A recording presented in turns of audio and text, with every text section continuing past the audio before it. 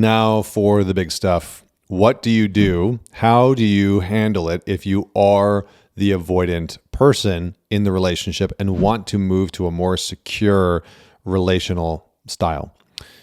A couple things. Number one, you have to, unequivocally, you just have to, if you want to, just going off the choice conversation before, but where we all need to start is understanding the origins of your avoidant attachment. Where did it actually come from?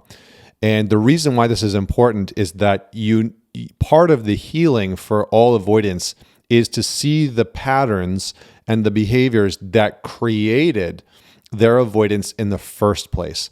Because, and I don't know how else to say this, more often than not, an avoidant has learned their avoidant attachment from an avoidant attachment. Okay. Oftentimes, if you are avoidant, you learn that avoidant attachment style from another attachment style, right? One of your parents had a very emotionally disconnected attachment style in some way, shape, or form. And so it's quite common that it's a learned behavior. And if you can start to see the patterns in your parent, and this is the hard part, but it's the thing that we all need to come into contact with if we are the avoidant person, what we start to see is that we are putting our partner in the same position that we felt we were in growing up, okay? We're putting our partner into this position where they're starved of the connection, the intimacy, and the closeness that they're wanting. And that's a very similar position that we were in when we were a child with a caregiver or with somebody that we deeply loved. So we have to start to do that work.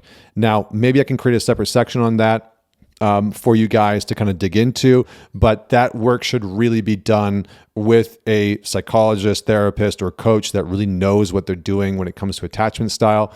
This is why at our men's weekends and all the programs that I do, a big portion of it focuses in on helping you become a secure attachment style. Number two, prioritize your experience. Prioritize your experience. Avoidant people usually have the story that what they need or want doesn't matter, or they have to sort of manipulate and coerce things to get what they want, right? So there's usually this story of like, well, what I want doesn't matter. If I say what I want, it's going to cause a problem.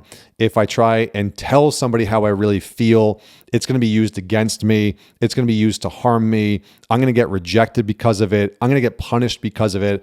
And so because of that, avoidant people actually do not generally prioritize their real internal experience. So their real wants, needs, and desires are oftentimes omitted from the intimate relationships in their life. And they might seem counter to that because, again, in relationships, when an avoidant gets in a relationship with a secure or an anxious person, what ends up happening is that the avoidant person is getting pursued. They're constantly getting chased. And so for the other partner, it can feel like the whole relationship is about the avoidant person. But for the avoidant person, what it'll feel like for them is, my needs actually aren't a priority in this relationship. And that's what creates a tremendous amount of confusion and conflict in the relationship. So you have to start to be willing to be specific about what you're experiencing in the relationship, not complaints about the other person, but actually to communicate your wants, your needs, your desires. And you might want to start by owning the fact that you have a hard time building, developing, and maintaining closeness in the relationship. And because that's you prioritizing your experience of, I have a hard time trusting, not you, but I have a hard time trusting closeness. I have a hard time being open and honest about what I'm feeling. I have a hard time actually asking you for what I want and need. I remember working with a man, and this is just an example, who was in a relationship with a woman, and they've been dating for a couple of years. And he said he really had struggled for his entire life to communicate what he wanted sexually in the bedroom. He felt like he had never been able to actually ask for what he wanted in the bedroom because he was so worried that he was going to get rejected and denied. And so he had to start to open up with the woman that he was dating and start to say, hey, listen, I'd like to explore X, Y, and Z. I would really love for you to do this or for us to explore this. And it was something that he had never done in any prior relationship. And it really opened up their relationship in a massive, massive way. So you have to start to prioritize your own experience, your own needs, your own wants and desires. And where you can start is just taking a pen and paper and making a bit of a list. Like, what are some of the things that I want in the relationship, right? Do you want to go on a date night a week? Do you want to go and have a specific type of date? Do you want to do more travel or adventure or hiking with your partner? Do you want to go and travel to certain places? Are there certain conversations that you want to have, right? So start to really just write out what are some of the things that you already want to be included into the relationship that you've maybe been struggling to talk about or to open up about. Number 3 is shift from blame to ownership. Shift from blame to ownership. Avoidants tend to over-index blaming the other person as a defense mechanism, right? It's not a attack weapon, it's a defense mechanism. And so one of the things that we have to do when we recognize that we are the avoidant partner is that part of how we are creating distance and space between us and our partner is over-indexing that they are the problem, that there's either something wrong with them or, the decisions that they're making, or that, they're constantly in the wrong. And we have to start to take ownership over our part in the conflict. And you have to start to take ownership over your part in the disconnection in the relationship. And so when something isn't working in the relationship and you have conflict around it, you have to step away and take a real solid look at, what's my responsibility in this? How am I contributing to the disconnection? How am I contributing to this conflict? And once you start to do that, you can bring that back to the table and take ownership over, what, I shut down in that conversation, or I actually wasn't listening to you, or, I was blaming you for what was going on. But you have to start to look at taking ownership over your part of the relational dysfunction. And specifically, and this is the big piece that you need to start to take ownership over in order to move into a more secure attachment style, you have to take ownership over the ways in which you are pulling away, shutting down, or disconnecting. It cannot be the responsibility of your partner. And the reason for that is that even if they were pointing it out and they were right, it would still cause you to pull away. So you have to take ownership over all the ways in which you disconnect, shut down, pull away from emotional closeness, physical closeness, and sexual closeness. And so where I would encourage you to start with that is, again, just sit down and start to take stock of what are some of the ways in which I pull away, shut down, or disconnect in my relationship. And just start to write some of those pieces out so you can catch yourself in the moment and take ownership over them and lean into closeness and connection. So the times in which you would normally, conflict starts to brew up and you shut down and pull away, or, your wife or your girlfriend makes a comment about how you forgot about something, instead of shutting down or like, you always do this, or, you're always criticizing me, you lean in and say, you're right. I did forget this. I did forget to pick that up from the grocery store or whatever it is. Next, use shutdown as a bridge. Use shutdown as a bridge. Now, this is a really, really important one.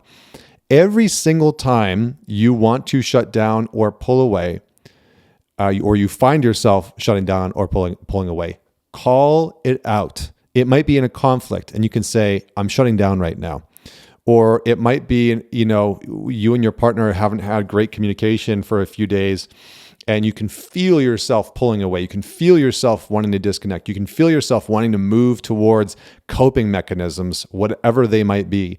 Call it out and say, you know what? I feel like there's a lot of distance between us. I feel like I'm pulling away. Have you felt that too? And in this way, you're using the recognition of the shutdown as a bridge for connection. You're using the recognition of shutdown as a bridge of connection.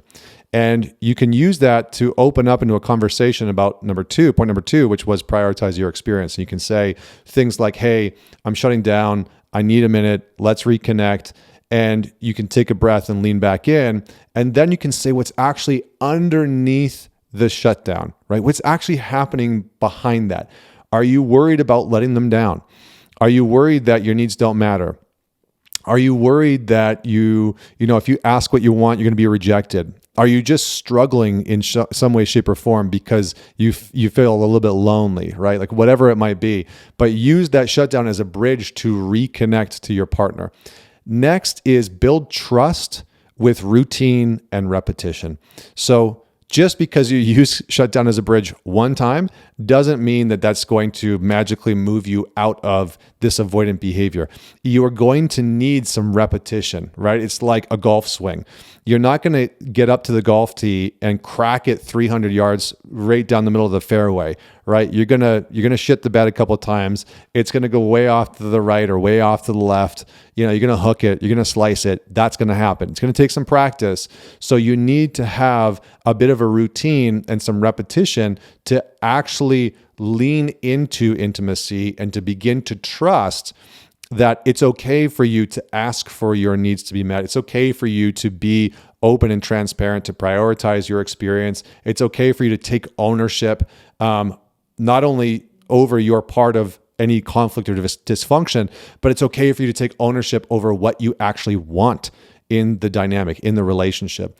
One thing that can be very helpful in this part of it is to schedule a weekly or bi-weekly experience or date or conversation with your partner where you get to share something with that person. You get to share in something with that person. It doesn't really matter what it is, but it can be an art class. You could go do pottery. You could go to a sporting event. You can go and have a hobby together, right? A photography walk, a walk through the forest, a hike. It doesn't really matter what it is, but it is a very specific and intentional time where you and your partner are committed to creating some type of connection. Now, the reason why this is important is because you're going to find yourself wanting to sabotage around that. And all of your avoidant BS is going to pop up around it. You're going to, the 2 or 3 times in, you're going to find like, I don't want to go do this thing, or maybe we can just skip this week or whatever it is. And it'll be a training ground